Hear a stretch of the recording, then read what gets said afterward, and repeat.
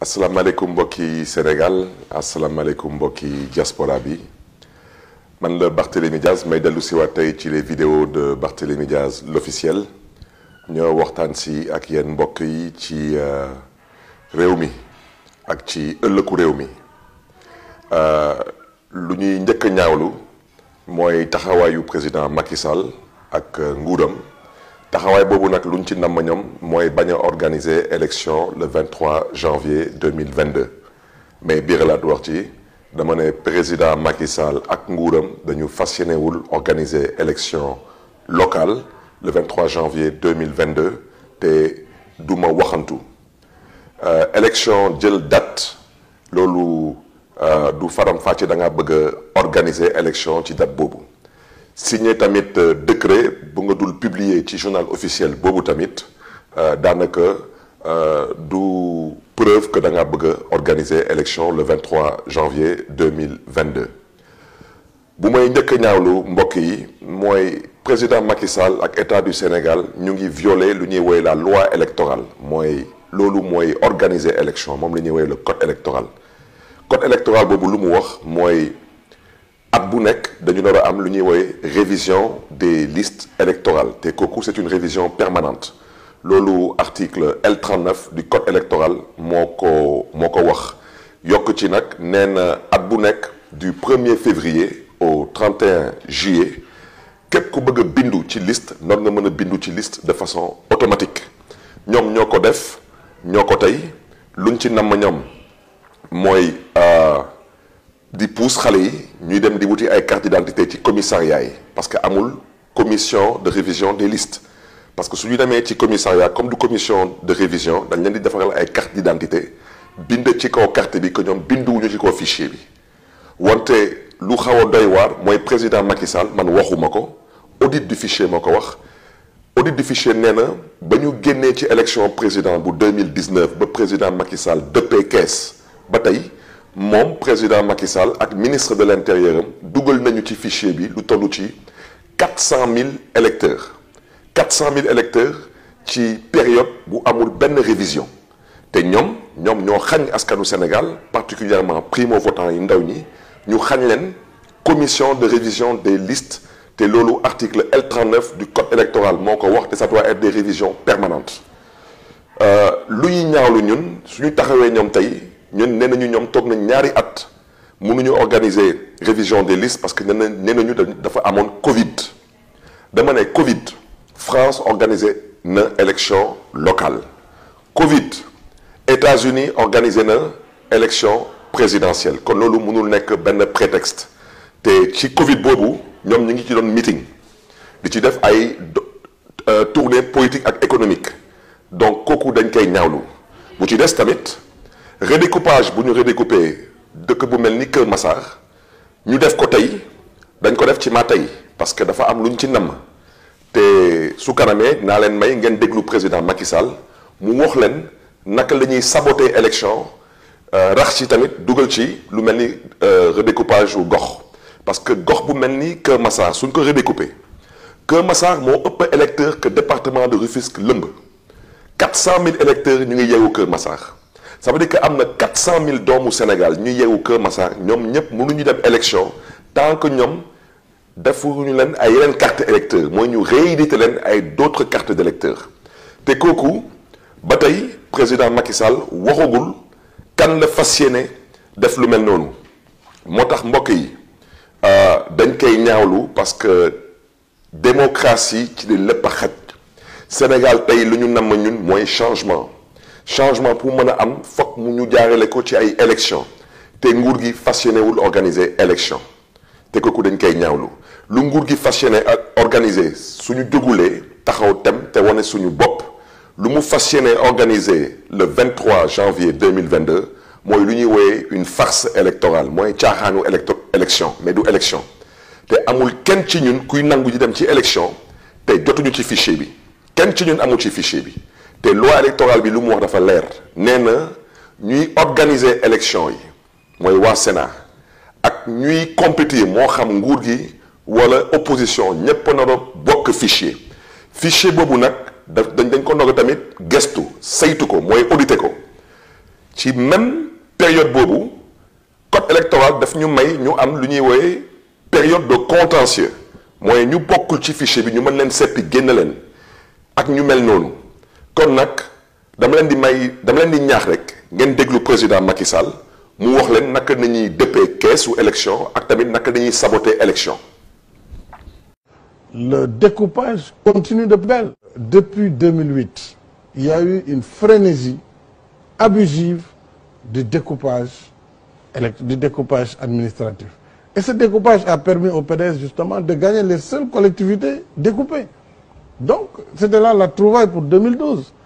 Ils ont créé 60 nouvelles communautés rurales depuis lors. 60 nouvelles communes, 20 arrondissements nouveaux, 10 départements nouveaux.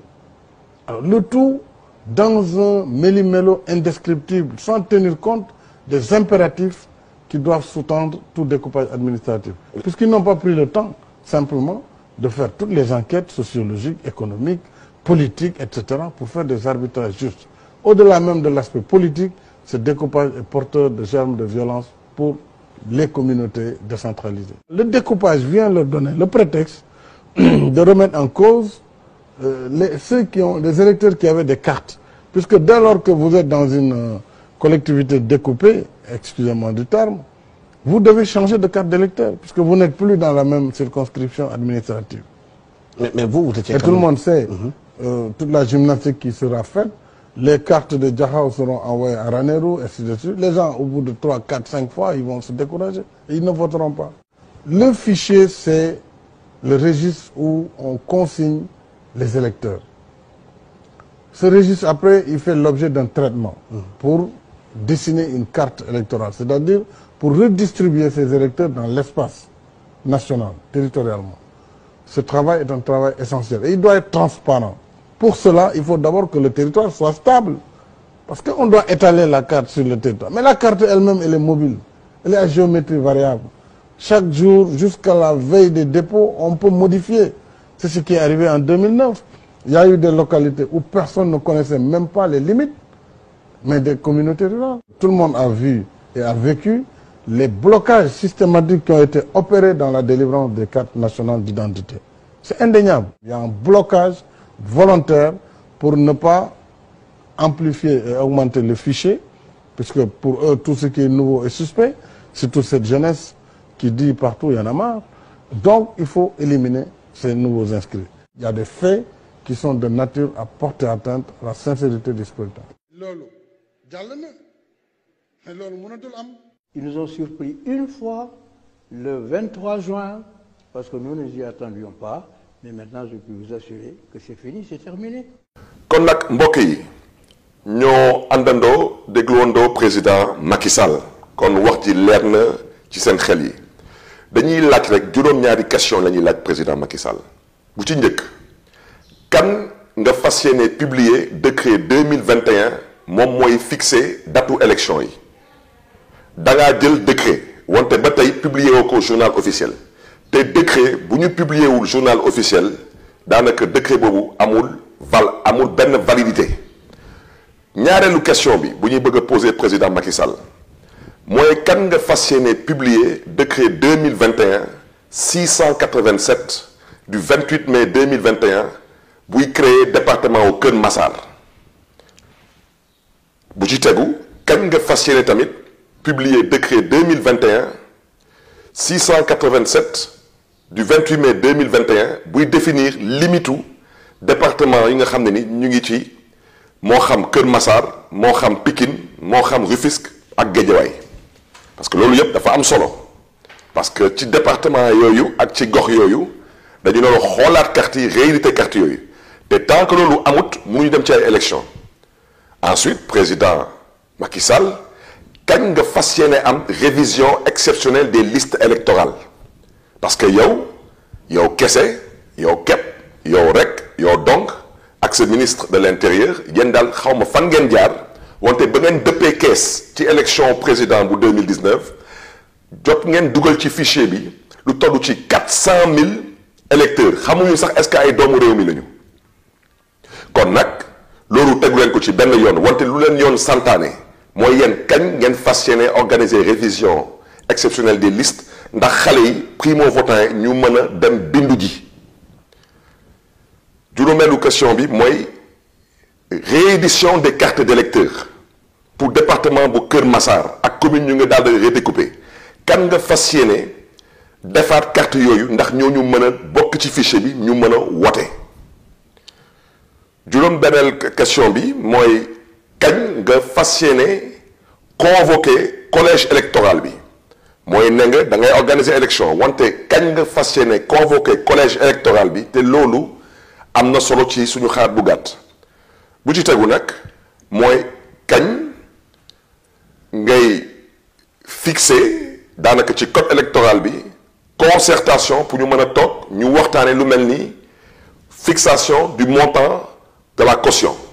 bu ci tegu tamit bu leen ñëw ne ñu da ngeen ko waxtaanee woon ci dialogue politique parce que dialogue politique boobu ci ay caaxaan la woon dañuy laajte est-ce que day am parrainage wala du am parrainage kooku dafa am tamit solo. ci suñu xalaat bu gàtt kon nag mbokk yi lu ngeen gis lii yépp ñuy toog di ko ñaawlu parce que fu ñu jëm ndox taawu fa te président Macky Sall nee na moom day wootee defante ci defante boobu nag ma bëgg a yee ci askan wi seen doomu ndey Ousmane Sonko moom dañ ko bëgg a faagaagal su ma baat ci kaw ñoom lu ñu jàpp ñoom mooy daanaka éliminer nañu Karim Meïssa Wade éliminer nañu Khalifa Ababacar Sall. lu leen dese tey mooy éliminer kii di Ousmane Sonko yéen su ngeen taxawulee yéen askanu Sénégal particulièrement yéen ndawi Sénégal yi balaa ñu génn ci weeru septembre laa wax su ngeen ci taxawulee dinañ def ci Ousmane Sonko lu ñu nama def ci Ousmane Sonko te loolu kenn du ko nangu parce que loolu jekkul ci démocratie ñépp ci nar a bokk. kon nag mbokk yi fu may daanalee mooy lépp a yokku te loolu dafa jéggi dayoo loolu. daanaka ci gàttal fu président Macky Sall di dem di wuti ji lu mel ni roplaan muy yokk njëgu dund bi biir Sénégal kooku xel mënu ko nangu moo tax ñu leen di ñaax woote bu M2D woote ajjuma bii mooy le 11 juin ak le 23 juin buy ñëw na ngeen jóg ngeen taxaw tem parce que taxaw tem jot na te xeex bi du xeexu politique xeex bi xeexu citoyen la xeex bi xeexu askanu Sénégal la kon nag ñu ngi gërëm ñëpp di sant ñëpp di biiralaat wax ji nag su ngeen jógulee su ngeen taxawulee président Macky Sall fas yéenewul organiser élection locale su koy organiser tamit lu mu fas yéene organiser mooy ay caaxaan pour dëppaat kees te wax naa ko di ko biiralaat fii 3e mandat dañ ko fiy tere 2022 élection locale moo noo am ak élection député ñaari élection yooyu moo noo am ci 2022 moo tax ñu ngi ñaaxaat opposition bu Sénégal ci yar ak teggin no xoolaat taxawaayam parce que du loolu la askanu Sénégal di xaar ci moom di gërëm ñëpp di sant ñëpp te ñu ngi leen di ñaax main dans la main marchons ensemble vers l'essentiel à vendredi inchallah le 11 juin à la place de l'Obélisque.